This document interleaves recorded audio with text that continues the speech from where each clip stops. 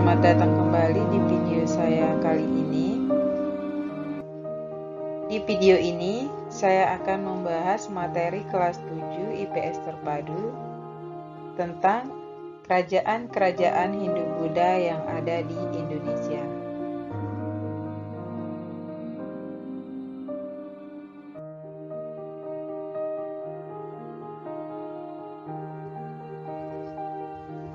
Adapun beberapa kerajaan Hindu-Buddha yang ada di Indonesia antara lain, yang pertama itu ada yang namanya Kerajaan Kutai. Kemudian yang kedua Kerajaan Tarumanegara. Yang ketiga Kerajaan Sriwijaya. Yang keempat Kerajaan Mataram Kuno. Yang kelima Kerajaan Medang. Yang keenam Kerajaan Kediri. Yang ketujuh Kerajaan Singasari. Dan yang ke-8 yaitu Kerajaan Majapahit. Jadi di video saya kali ini saya akan membahas bagaimana perkembangan kerajaan-kerajaan Hindu-Buddha yang ada di Indonesia.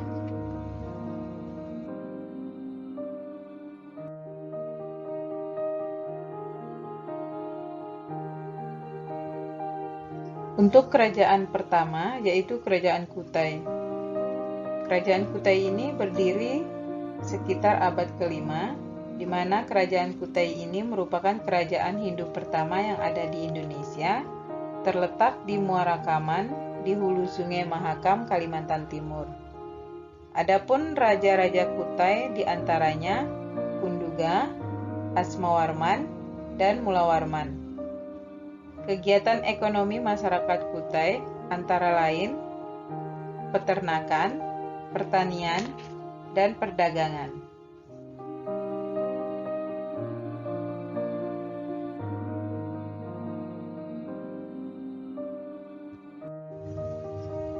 Adapun peninggalan kerajaan Kutai yaitu berupa prasasti Yupa yang bertuliskan huruf Palawa dan bahasa Sanskerta yang dibuat pada masa pemerintahan Raja Mulawarman, di mana berfungsi sebagai tugu peringatan. Nah, dari benda Yupa inilah diketahui bagaimana sejarah kerajaan Kutai pada masa pemerintahan Raja Mulawarman tersebut.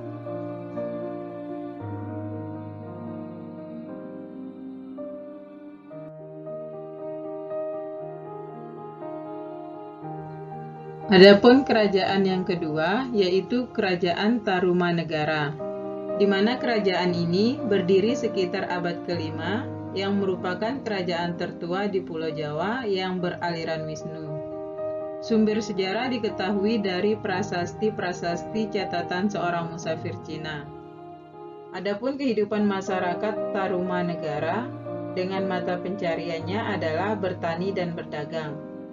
Barang-barang yang diperdagangkan berupa cula badak, kulit, dan perak. Untuk memajukan bidang pertanian, diadakan pembangunan irigasi yang berfungsi sebagai pencegah bahaya banjir.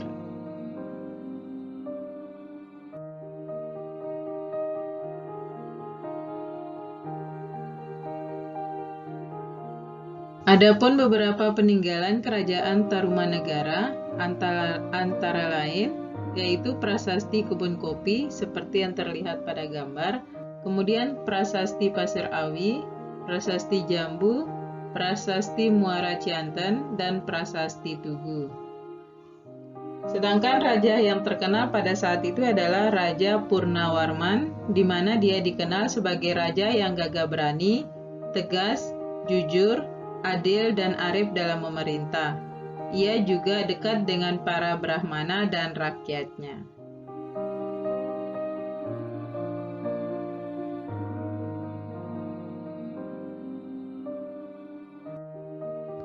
Adapun kerajaan-kerajaan Hindu-Buddha di Indonesia yang berikutnya yaitu Kerajaan Sriwijaya, di mana Kerajaan Sriwijaya ini berdiri sekitar abad ke-7 sebelum Masehi dan merupakan salah satu kerajaan besar di Indonesia yang terletak di Palembang, di dekat pantai dan di tepi Sungai Musi.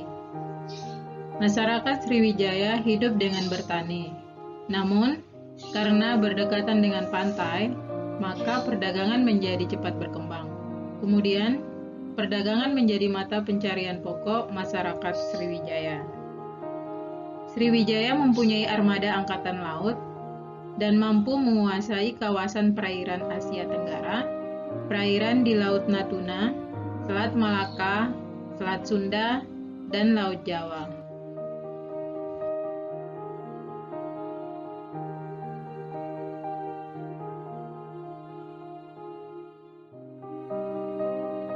Sumber sejarah Kerajaan Sriwijaya diperoleh dari prasasti yang berasal dari dalam negeri dan prasasti dari luar negeri. Prasasti dari dalam negeri, contohnya ada prasasti Kedukan Bukit, prasasti Telaga Batu, prasasti Kota Kapur, dan lain sebagainya. Kemudian prasasti dari luar negeri, ada pula prasasti Ligor, prasasti Nalanda, kemudian ada prasasti Grahi, dan ada prasasti Jaya.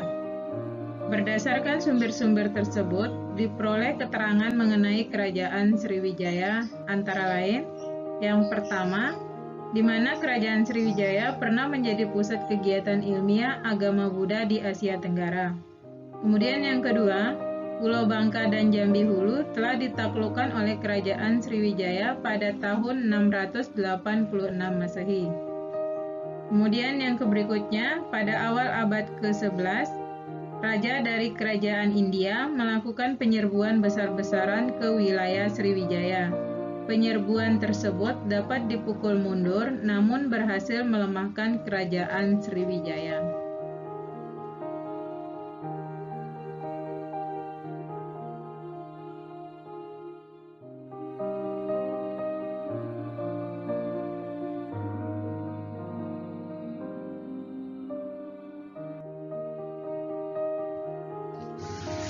Kerajaan yang berikutnya yaitu Kerajaan Mataram Kuno, di mana Kerajaan Mataram Kuno ini berdiri pada pertengahan abad ke-8 yang diperintah oleh dua dinasti, yaitu dinasti Sanjaya dari agama Hindu dan dinasti Sailendra dari agama Buddha.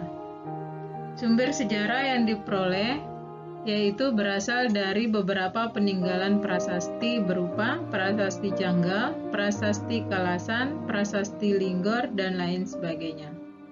Kemudian, kehidupan politik diwarnai dengan pemerintahan dua dinasti yang silih berganti. Berdasarkan prasasti Janggal, diketahui Mataram Kuno mula-mula diperintah oleh Raja Sana, kemudian digantikan oleh Raja Sanjaya yang bijaksana.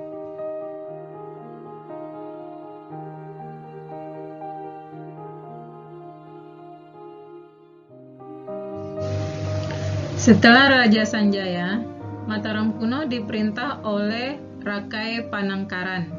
Rakai Panangkaran ini mendukung adanya perkembangan agama Buddha. Ia membangun sebuah candi di Kalasan untuk Dewi Tara dan sebuah biara untuk para pendeta agama Buddha. Mataram Kuno terpecah menjadi dua, namun perpecahan itu tidak berlangsung lama dan dapat dipersatukan kembali dengan adanya perkawinan Rakai Pikatan keluarga Sanjaya dengan keluarga Sailendra. Pada masa pemerintahan Pikatan, wilayah Mataram berkembang luas meliputi Pulau Jawa dan Timur.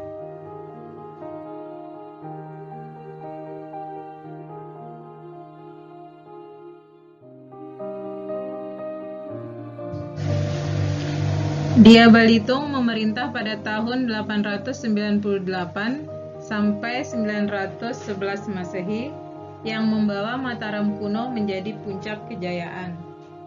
Raja Daksa memerintah pada tahun 910 sampai dengan 919 Masehi.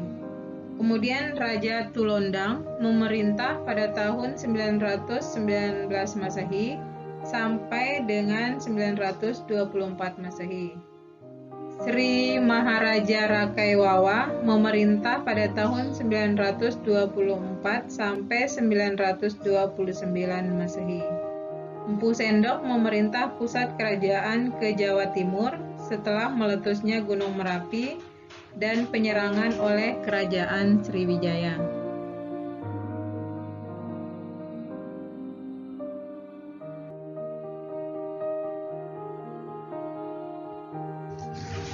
Kehidupan ekonomi masyarakat bersumber dari pertanian dan juga mengembangkan kehidupan maritim dengan memanfaatkan aliran sungai Bengawan Solo.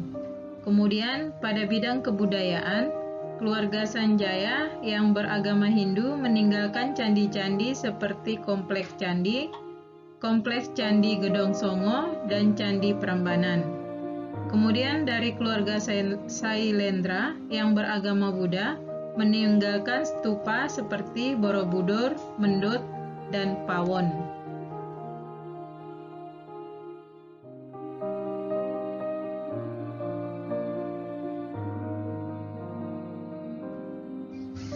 Kerajaan berikutnya yaitu Kerajaan Medang, di mana pendiri pertamanya yaitu Empu Sindok yang berasal dari dinasti Isyana Kerajaan Mataram Priode Jawa Timur, yang sekaligus sebagai raja pertama bergelar Sri Maharaja dan terletak di dekat Jombang di tepi Sungai Brantas.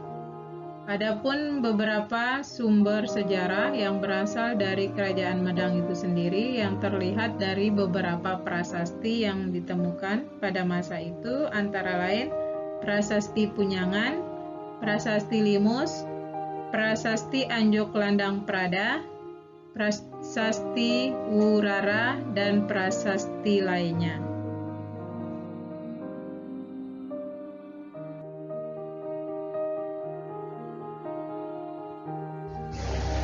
Adapun nama raja-raja pada Kerajaan Medang antara lain yang pertama Empu Sindok, kemudian yang kedua Sri Isyana Tunggawijaya, yang ketiga Sri Makutawang Swardana, yang keempat Sri Dharmawangsa Teguh Anantawikrama, dan yang kelima Airlangga.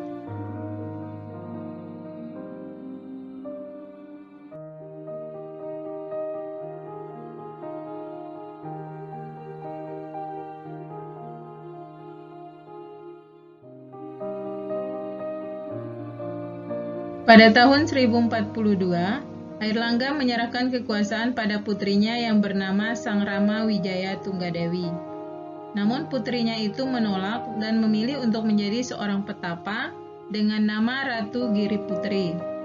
Selanjutnya, Airlangga memerintah Empu Berada untuk membagi dua kerajaan, yaitu Panjalu dengan ibu kota Daha dan Jenggala yang beribu kota Kahuripan. Hal itu dilakukan untuk mencegah terjadinya perang saudara di antara kedua putranya yang lahir dari selir. Adapun kehidupan ekonomi pada masa Kerajaan Medang banyak bergantung kepada pelayaran dan perdagangan. Pada masa pemerintahan Airlangga, pelabuhan Hujang Galuh di Muara Kalibrantas diperbaiki dan kemudian menjadi bandar perdagangan yang ramai. Dibangun pula bendungan Waringin Sapta yang difungsikan untuk mengairi sawah-sawah penduduk dan mencegah luapan Kali Brantas. Kemudian pada bidang sastra, kitab Mahabharata disadur dalam bahasa Jawa kuno dan masa Dharmawangsa. Masa pemerintahan Airlangga, Empu Kanwa mengubah kitab Arjung Wihaha.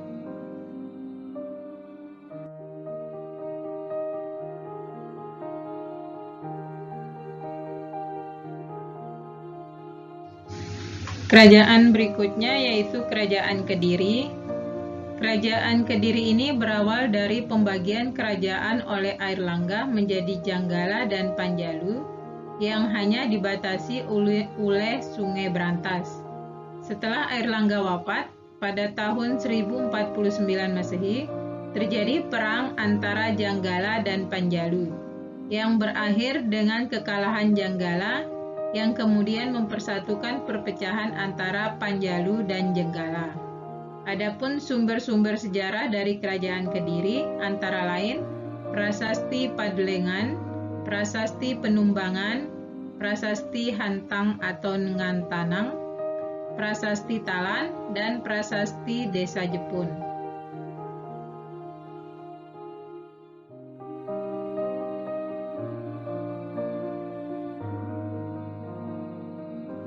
Adapun raja-raja yang memerintah di Kerajaan Kediri antara lain Jayawarsa, Jayabaya, Sarwewara, Gandhara, Kameswara, dan Kertajaya. Kehidupan ekonomi pada Kerajaan Kediri pada saat itu, hasil utama pertanian adalah beras, pelayaran armada laut Kediri yang cukup tangguh, benda-benda yang diperdagangkan berupa emas, perak, gading, kayu, dan hasil bumi lainnya. Dilihat dari perkembangan seni, ditulis kitab sastra berupa Kitab Bratayuda, Kitab Krisnayana, Kitab Smaradana, Kitab Lubdaka.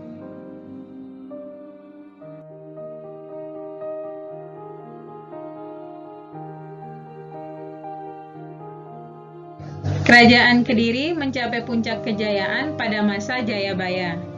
Dan pada tahun 1135 Masehi, Jayabaya berhasil memadamkan kekacauan yang dibuktikan adanya prasasti Hantang yang memuat tulisan Panjalu Jayati atau Panjalu Menang. Kekuasaan Kediri berhasil pada masa Kertajaya. Pada masa Kertajaya ini terjadi pertentangan karena raja berlaku sombong dan berani melanggar adat. Para Brahmana mencari perlindungan kepada Ken Arok. Kemudian pada tahun 1222 Masehi, Ken Arok menyerang dan mengalahkan Kediri.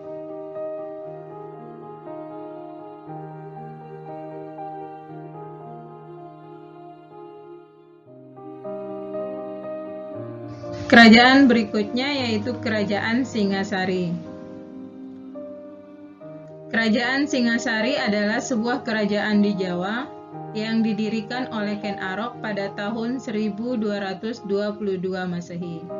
Sumber sejarah yang diperoleh dari Kitab Palaraton, Kitab Negara Kartagama, dan beberapa prasasti seperti Prasasti Balawi, Prasasti Kusmala, dan Prasasti Mulamurung.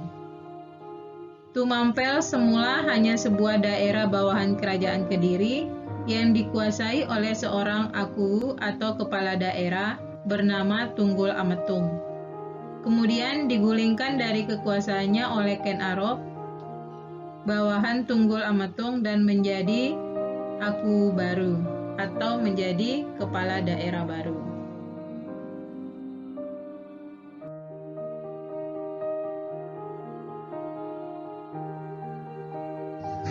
Pada saat Ken Arok menguasai Tumampel, Kerajaan Kediri terjadi perselisihan antara Raja Kertajaya dan Brahmana. Atas dukungan para Brahmana, Ken Arok melakukan serangan ke Kediri.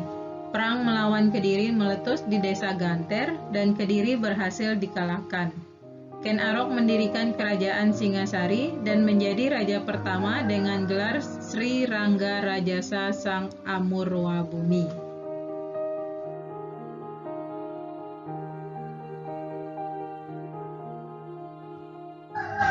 Kerajaan Singasari mencapai puncak kejayaannya pada masa pemerintahan Kertanegara. Kertanegara berhasil memperluaskan kekuasaan ke beberapa daerah, di antaranya Bali, Kalimantan Barat Daya, Maluku, Sunda, dan Pahang. Pada tahun 1275 Masehi, tentara kerajaan melakukan ekspedisi Pamaluyu untuk menggoyahkan kerajaan Sriwijaya, dan juga bertujuan untuk menahan sebuah tentara Mongol pimpinan Kaisar Kubilakan yang melakukan perluasan wilayah di Asia Tenggara. Kubilakan mengirim armada Mongol ke Pulau Jawa untuk menaklukkan Kertanegara. Sebagai persiapan Kertanegara mengirimkan bala tentara ke luar Jawa. Perang ini tidak terjadi karena Kertanegara telah meninggal pada tahun 1292 Masehi akibat serangan dari Jayakatwang, keturunan Raja Kediri. Kehidupan ekonomi Kerajaan Singasari bersumber dari pertanian dan perdagangan.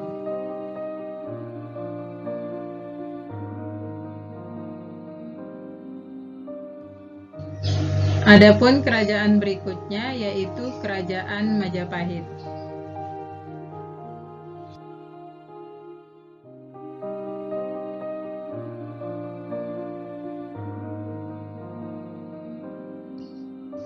Kerajaan Majapahit berdiri sekitar tahun 1292 Masehi dan dianggap sebagai kerajaan Hindu-Buddha yang terbesar dalam sejarah Indonesia. Adapun sumber sejarahnya yaitu berasal dari kitab-kitab dan prasasti. Munculnya kerajaan Majapahit erat hubungannya dengan keruntuhan kerajaan Singasari. Raden Wijaya merupakan menantu Kertanegara yang berhasil meloloskan diri dan mendapat pertolongan dari Arya Wiraraja agar mendapat pengampunan dari Jayakatwang dan diberi tanah di hutan Tarik dekat Mojokerto. Daerah tersebut kemudian diberi nama Majapahit.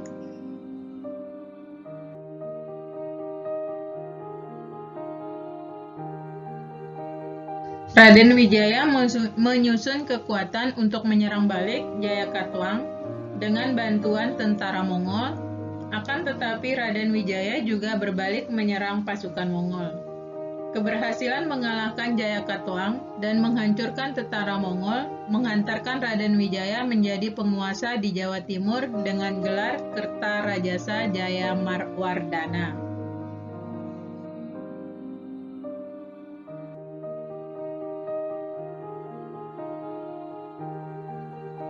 Kerajaan Majapahit mencapai puncak kejayaan pada masa Hayam Wuruk pada tahun 1350 sampai dengan tahun 1389 Masehi yang dibantu oleh Gajah Mada.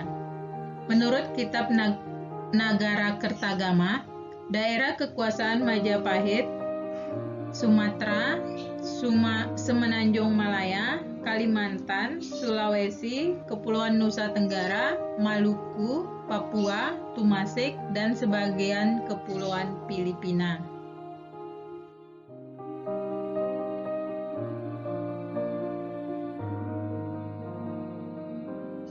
Dalam bidang ekonomi, Majapahit berkembang menjadi negara agraris dan negara maritim.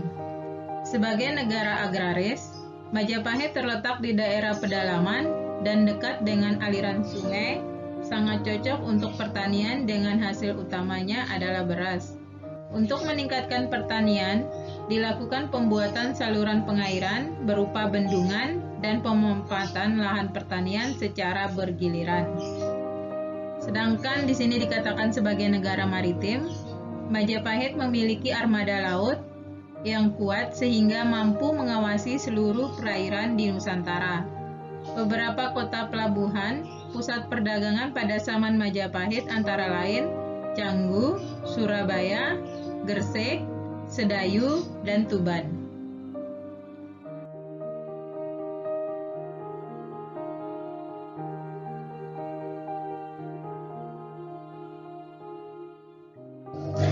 Kerajaan Majapahit dilihat dari bidang sastra, yaitu terdapat kitab Negara Kertagama dan kitab Sutasoma. Sedangkan dilihat dari bidang seni, terdapatnya banyak bangunan-bangunan candi yang telah dibuat. Salah satu contohnya ada Candi Tikus, Candi Surawana, Candi Penataran, dan Candi Bajang Ratu.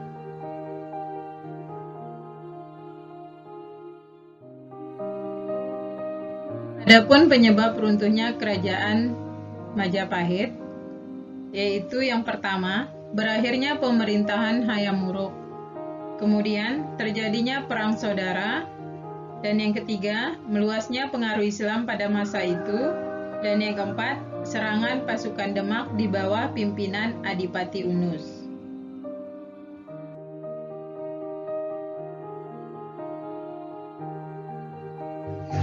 Demikianlah penjelasan singkat saya tentang kerajaan-kerajaan Hindu-Buddha di Indonesia. Semoga bermanfaat dan dapat membawa wawasan buat kita semua. Terima kasih atas perhatiannya. Wassalamualaikum warahmatullahi wabarakatuh.